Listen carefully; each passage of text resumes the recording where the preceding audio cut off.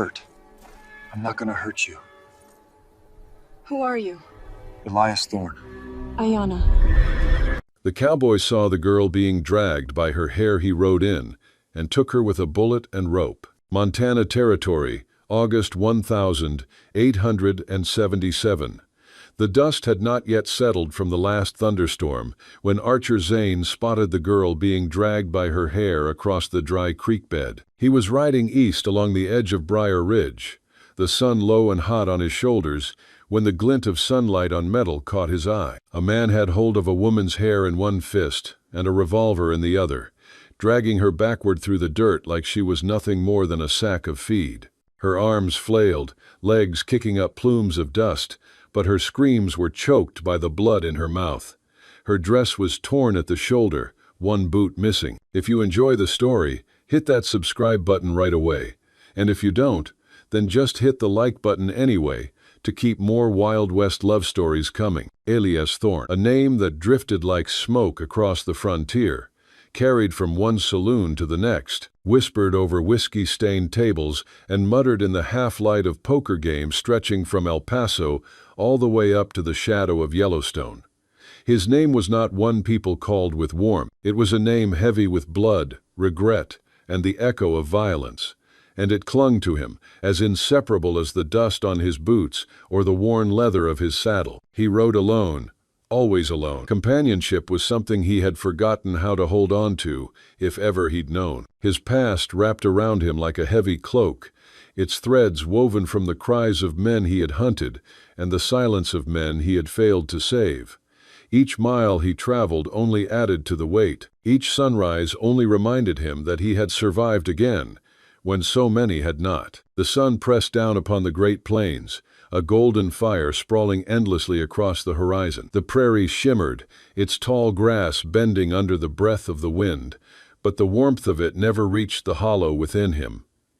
Inside, there was only cold, a cavern carved by memory and shame. His reputation as a bounty hunter had earned him coin, fear, and a strange kind of freedom, yet that freedom was chained to one bitter truth, one unhealed wound. Years ago, he had turned in a boy, just a boy, no older than 20. Elias had done it for money, his judgment clouded by the promise of a quick reward, and a need he could no longer remember. The boy had looked at him with eyes too calm for a man his age, and Elias had ignored the instinct clawing at him that something was wrong.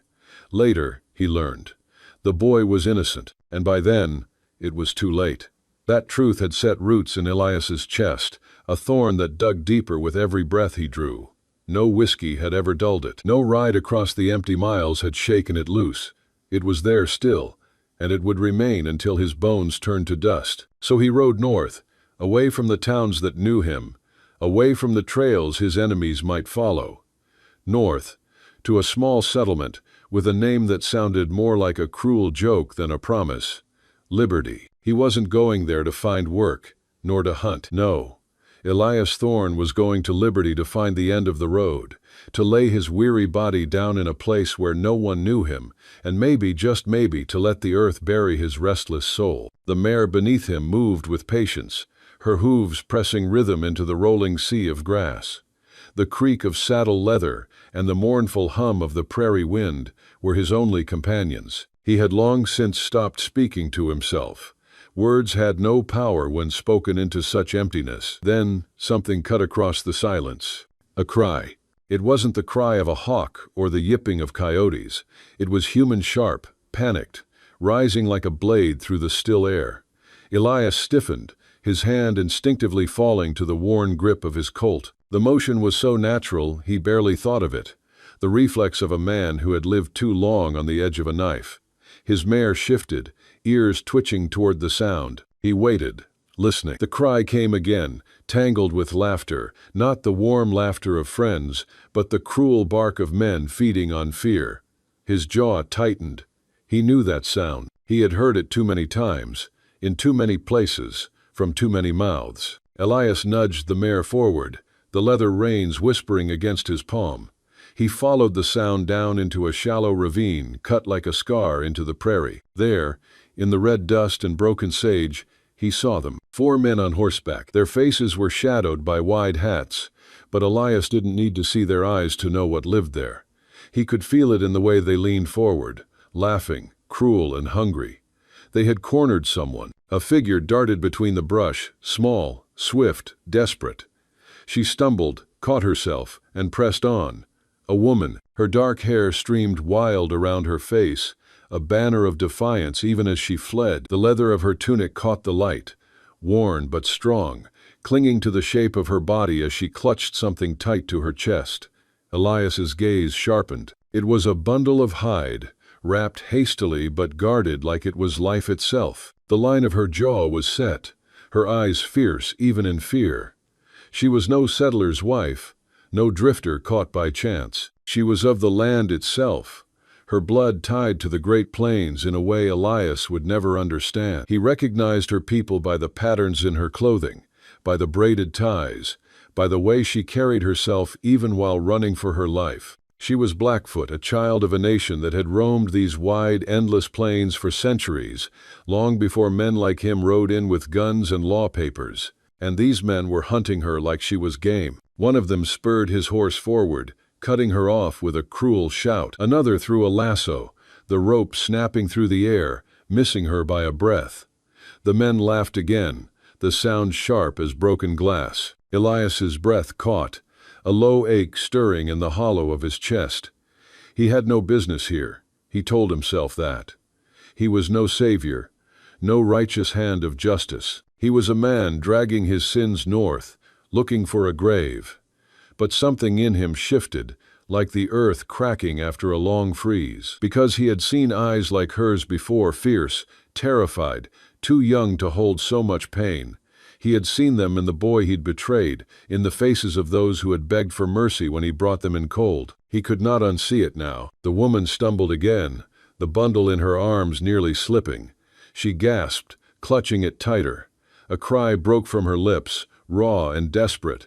It wasn't just for herself. Whatever she carried, she would die before letting them take it. Elias's hand tightened on the colt. His mare shifted beneath him, restless, sensing his choice before he admitted it to himself. The men laughed louder, circling closer, their shadows falling across her.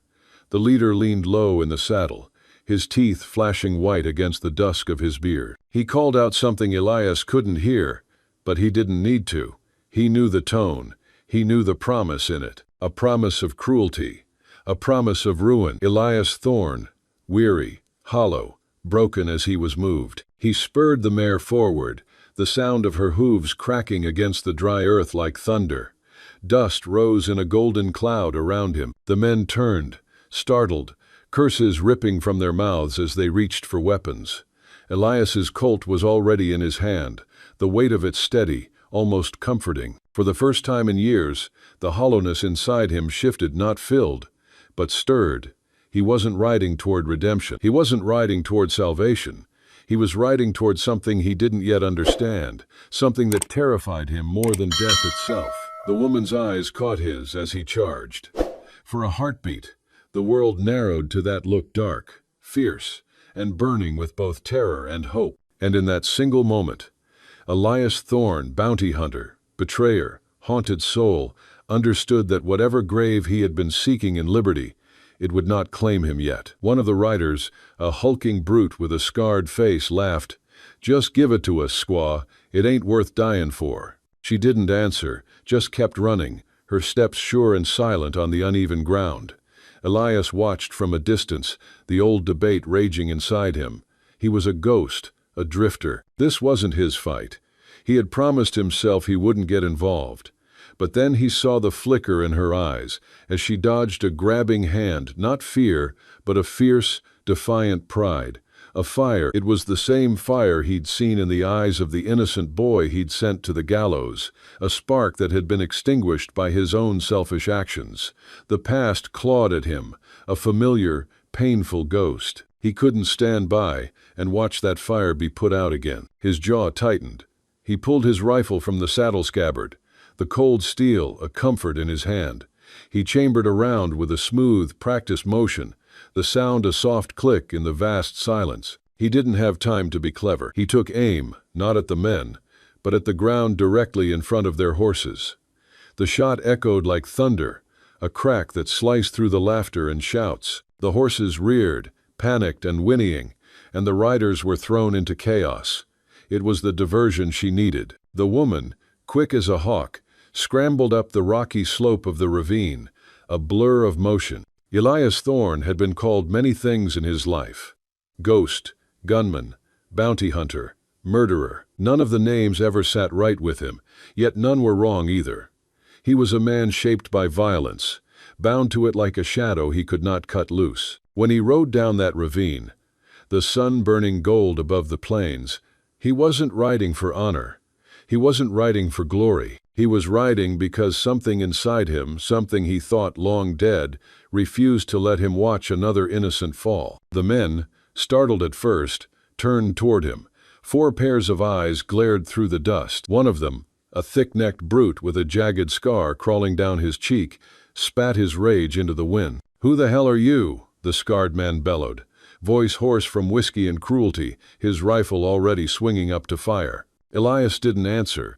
He never wasted words when silence cut sharper.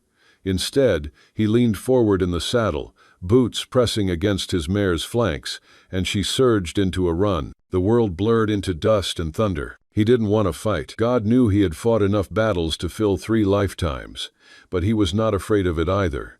The years had stripped fear from him the way storms strip bark from old trees. What remained was a man of bone and steel, a storm wrapped in flesh. He rode down like a phantom, revolver already in hand, its steel catching the dying light like a cruel star. The riders faltered. They had chased a woman, small and alone, an easy kill. They hadn't counted on him. To them, he wasn't a man but a shadow risen from the graves of the West. A legend of violence that saloons whispered about when the lamps burned low. Their hesitation was brief, but it was enough. Elias's eyes, cold and merciless, told them what he was capable of. He saw her then, the woman. She had stumbled in the dust, her leg caught in the cruel snarl of a thorn bush, the branches digging into her skin like claws. Her face was contorted in pain, her breath ragged. Still, she clutched the bundle against her chest, her arms trembling but unyielding. He could see now it was wrapped in hide and beads, the kind of care given to something sacred. Blood streaked her shin where the thorns tore her, but she did not cry out. She bit her lip instead, eyes blazing with the fire of someone who refused to break. The scarred man urged his horse toward her, his face twisted with rage and hunger. Elias did not slow. His revolver rose, steady as stone, and in the silence between heartbeats he fired. The bullet cut through the air, a whisper of iron and death. It struck the scarred man's rifle, tearing it from his grip with a shriek of metal. The weapon spun away into the dust. The man's curse echoed across the ravine, but it was laced with shock. He had expected death, not disarmament. The others saw it too. They saw their leader's weapon gone, and in his place, a rider who had come out of nowhere, riding like a storm cloud with death in his eyes.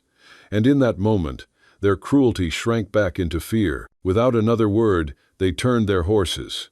One spat in the dust, another cursed, but none of them stayed. They rode hard, fleeing in a swirl of dirt, their laughter gone, leaving only silence in their wake. Elias barely watched them go.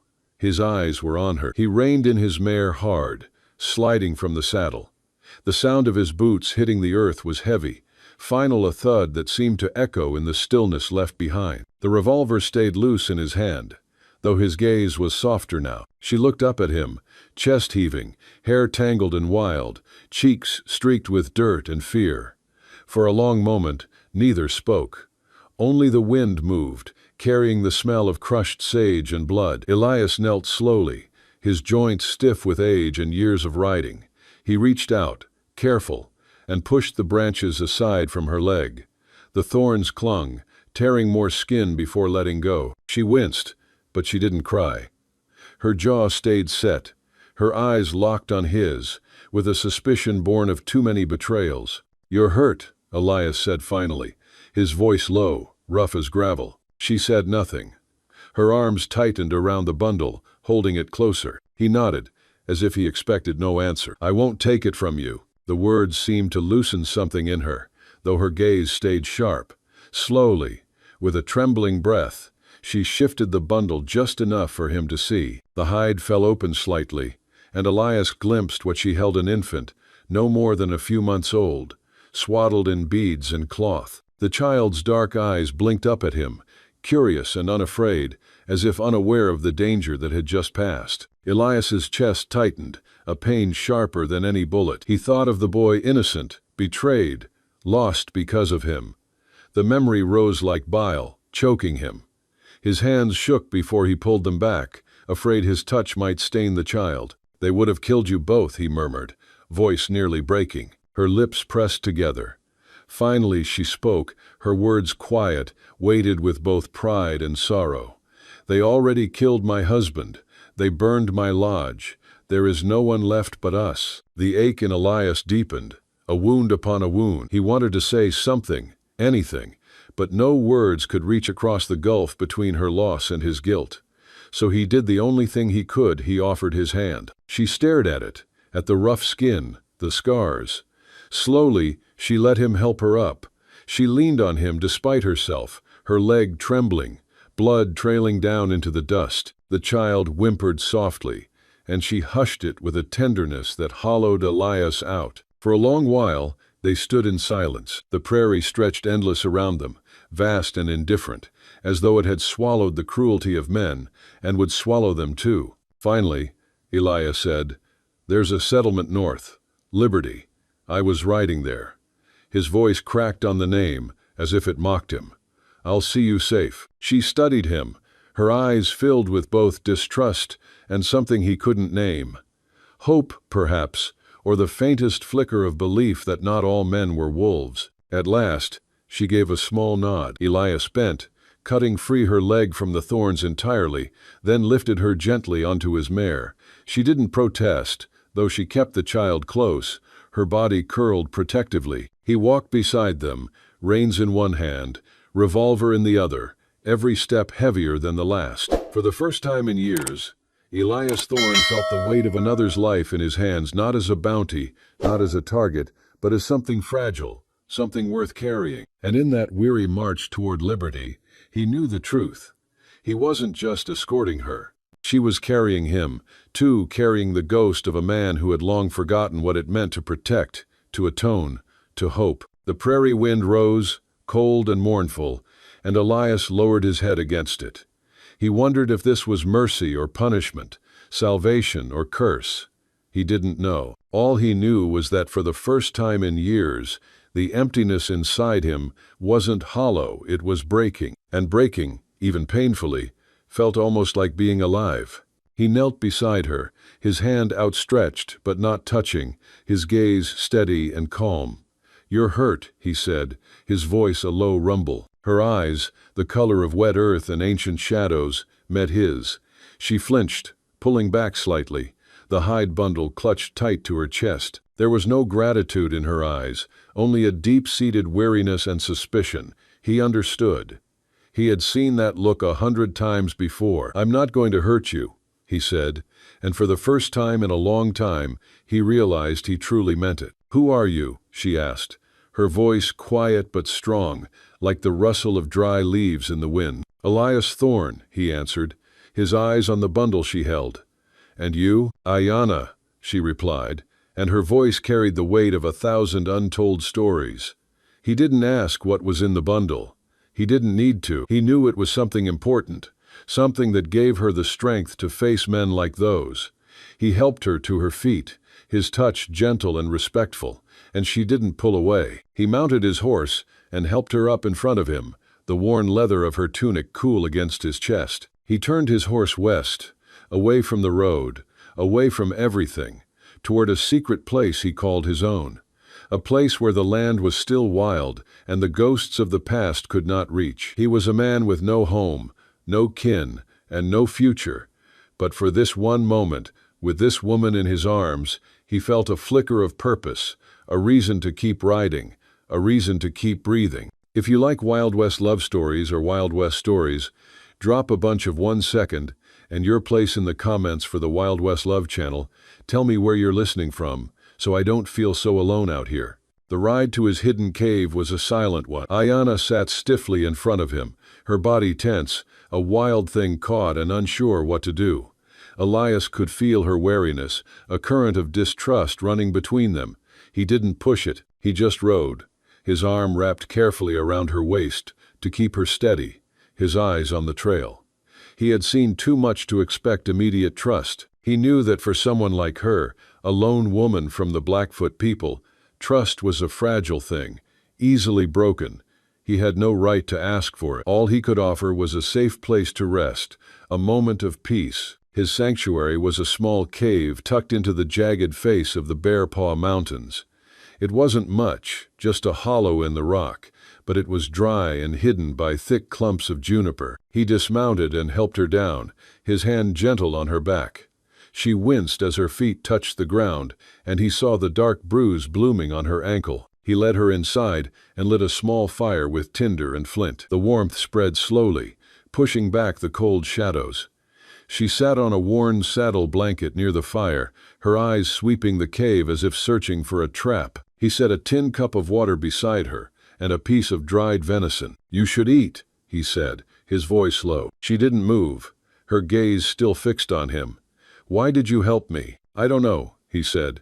The honest answer, surprising even himself. "Maybe I was tired of riding alone." She looked at him then. Truly looked at him. She saw the lines of a hard life etched around his eyes, the scar above his left brow, the quiet strength in his hands. He was a different kind of man than the ones who had hunted her. There was no cruelty in his gaze, only a deep, weary sorrow that she instinctively understood.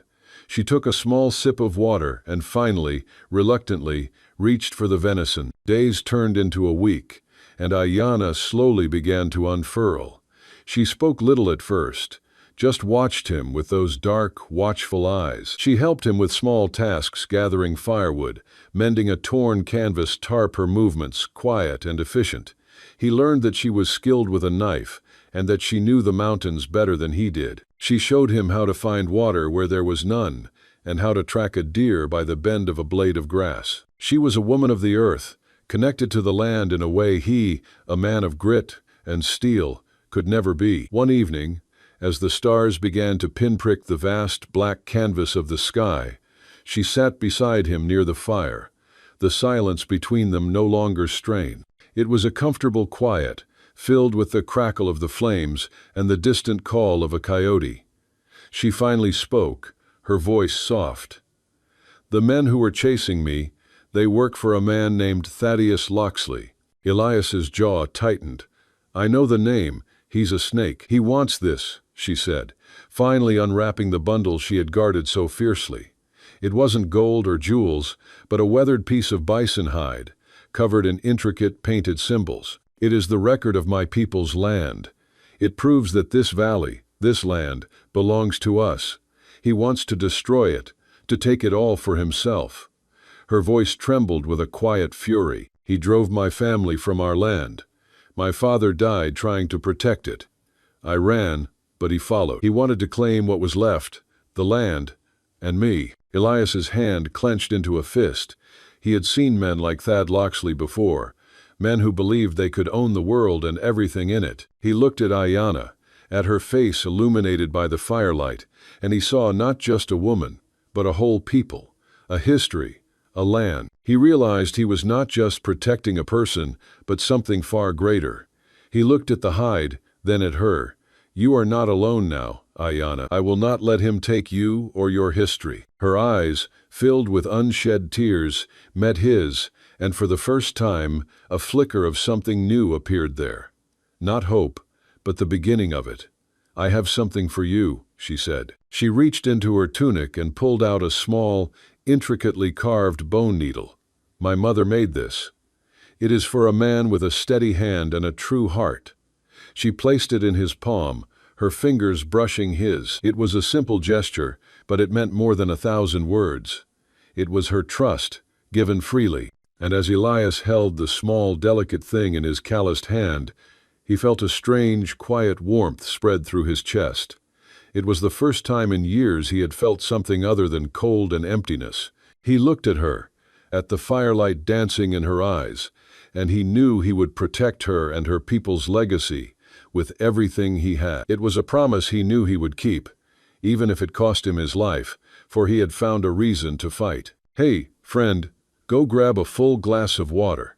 People often forget to drink enough, and that's actually a pretty serious issue for you." The peace of the mountains was a fragile thing, and it shattered with the sound of a distant gunshot. Elias and Ayanna were sitting by the fire, mending a torn saddle blanket, when it came. His head snapped up, his senses on high alert. "They're here," he said, his voice flat. He had lived too long as a hunted man to mistake the sound. Thad and his men had finally found them. Ayanna didn't flinch. She just stood and grabbed the rifle he kept propped by the cave entrance. "Then we'll be ready," she said, her voice steady and clear. The fear he had seen in her eyes before was gone, replaced by a fierce, protective resolve. She was no longer a victim. She was a warrior of her people. Elias grabbed his own rifle, checking the chamber with a quick flick of his wrist. "Stay inside. I'll handle them." "No," she said, her eyes meeting his. "This is my fight, too. This is my land." He hesitated for only a second. There was no arguing with the truth in her eyes. He nodded, a tight, grim line to his mouth. "Then we fight together." They moved as one, a silent, deadly pair, melting into the shadows of the juniper trees. Thad and his brother, Jed, had brought a small army of hired guns with them, a dozen men on horseback, fanning out across the slope. Thad's voice, a cruel sneer, carried on the wind. "Come on out, Thorn. We know you're in there with that dirty squaw. Hand her over and this won't have to get messy." Elias watched them from his vantage point. He knew he couldn't take them all head on. He would have to use the land, the very thing they were trying to steal, against them. He motioned to Ayanna, pointing toward a narrow pass. She nodded, understanding his plan instinctively. They would split up, draw the enemy's fire, and pick them off, one by one. The first shot was his, a clean, silent hit that took out a man's rifle from 100 yards away. Chaos erupted. Thad's men scattered, looking for the source of the fire. Then, a sharp, clean crack from Ayanna's rifle. She had hit another one, grazing his arm. The men realized they were facing more than one opponent, and they were up against skilled marksmen who knew the land. Thad, enraged, screamed, "Forget the woman. Get Thorn. The rest of you find that pass now." Elias knew this was his chance. He moved quickly, using the boulders for cover, his every step silent, a predator in his element. He had spent his life hunting men, but he had never hunted with such purpose, with so much at stake. This wasn't for money. This was for honor. This was for Ayanna. He took out another man, then another. He heard Ayanna's rifle crack again from the other side of the pass, and a strange sense of pride swelled in his chest. She was a natural, a woman born to this land, fierce and unyielding. But then he heard a shout and a cry of pain. It was Jed. He had found a hidden path and had come up behind Ayanna. Elias, his blood running cold, ran toward the sound. He found them struggling, Jed holding her by the hair, the wicked gleam of a knife in his hand. Ayanna was fighting fiercely, but Jed was bigger and stronger. Elias didn't hesitate. He raised his rifle and fired. The bullet struck Jed square in the shoulder, and he dropped Ayanna, screaming in pain. She scrambled away, her hand moving to the small knife she kept hidden in her boot. But as Elias moved forward, Thad emerged from behind a boulder, his face twisted in a sneer of triumph. "I got you now, Thorn," he roared. He fired, and a blinding pain tore through Elias's leg. He stumbled, but didn't fall. He raised his own gun, his vision blurring, and fired. The shot went wide. Thad laughed, a cold, triumphant sound. "You're a legend, Thorn, but legends die." Thad raised his pistol, aiming for Elias's heart. But before he could pull the trigger, a blur of motion came from behind him. It was Ayanna. She lunged, her small knife flashing, and she drove it into the soft flesh of his leg. Thad roared in pain, his shot going wild. She didn't stop there. She grabbed his arm, her strength surprising, and twisted his gun from his grip. He screamed, his face a mask of disbelief and rage. Elias, seeing his chance, pulled himself up, using his rifle as a crutch. He hobbled forward, grabbing the gun from the ground and pointing it at Thad's head. "The legend lives on, Thad. You lose." Thad's eyes went wide, not with fear, but with pure, unadulterated hatred. He looked at Ayanna, who stood poised and ready to strike again, and then back at Elias. He knew he was beaten. He was a coward at his core. "This isn't over, Thorn," he spat. And then he turned and ran, his limp body disappearing into the woods, his wounded brother left behind. Elias stumbled and fell to his knees, his hands clutching his bleeding leg. "He got away," he said, his voice a ragged whisper. Ayanna came to his side, her face pale but her hands steady. "He'll come back," she said, her voice laced with certainty. "But for now, we have time." She began to tear a piece of her leather tunic, her eyes focused, her resolve unyielding. "You're hurt," she said, her voice filled with a tenderness that made his heart ache. She was no longer just a woman. She was his partner, his protector, his future. And as she knelt beside him, her hands gentle as she began to bandage his wound, Elias knew that he would gladly bleed for her 1,000 times over. He had found a reason to fight, a reason to live, and a reason to be a man of honor, not just a ghost of the past. The sacrifice he made, the blood he spilled, was not for a bounty, but for something far more valuable: love and justice. If you're watching on television, don't hesitate, grab your phone and hit subscribe to my channel so you'll never miss out on our amazing characters. A week passed in a haze of pain and recovery. Ayanna was a miracle of healing.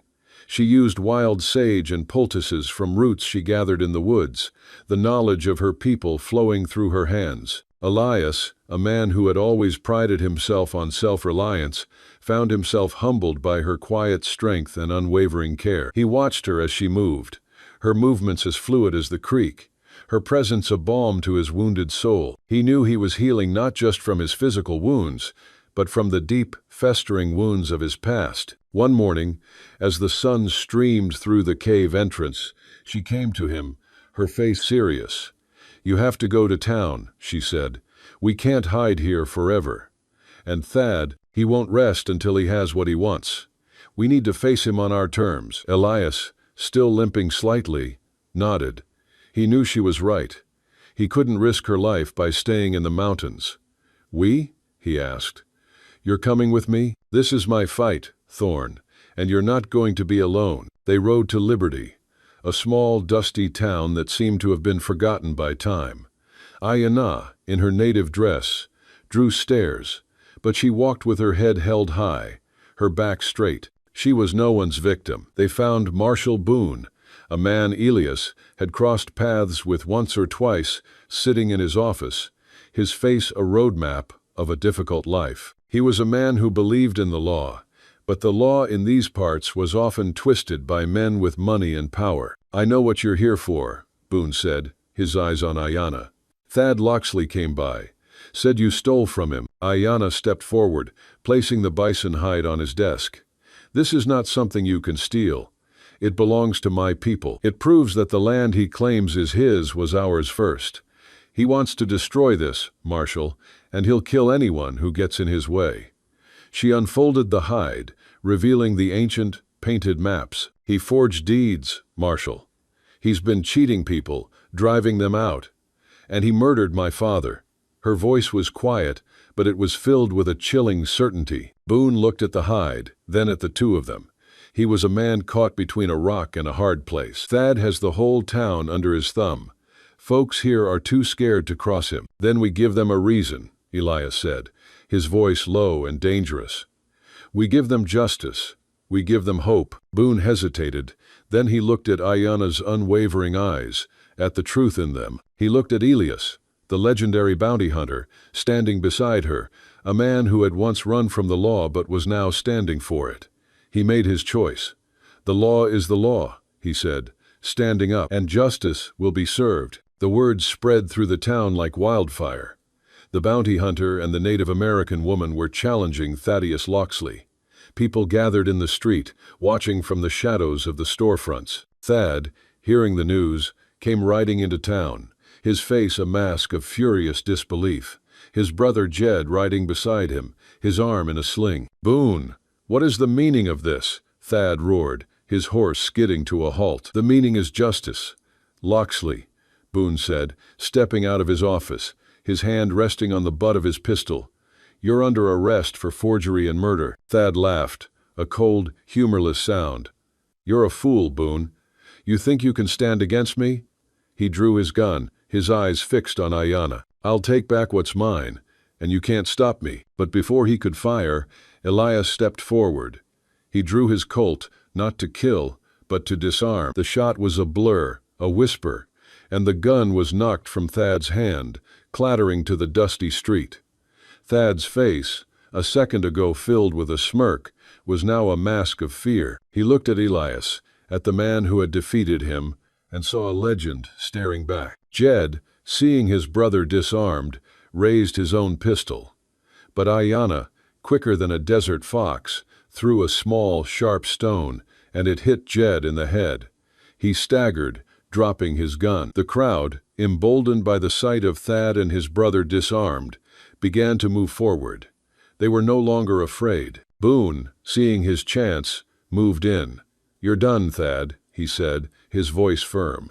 He put the cuffs on him, the metal clinking a final note of defeat. A cheer erupted from the crowd. Justice had been served. The bounty hunter and the native woman had done what no one else had dared to do. Ayanna looked at Elias, her eyes filled with pride and a deep, abiding love. He had risked everything for her people, for a sense of honor he had once thought he had lost forever. He had found his redemption in her, in the quiet strength of a woman who had taught him what it meant to fight for a noble cause. They had won. They had brought justice to a lawless land. If you've made it this far, I know you're a true fan of WWL. From the bottom of my heart, I wish your day is filled with health and happiness, and may a little stroke of luck find you in the next 15 minutes. Don't forget to share it with me in the comments. The days that followed were filled with a quiet sense of victory.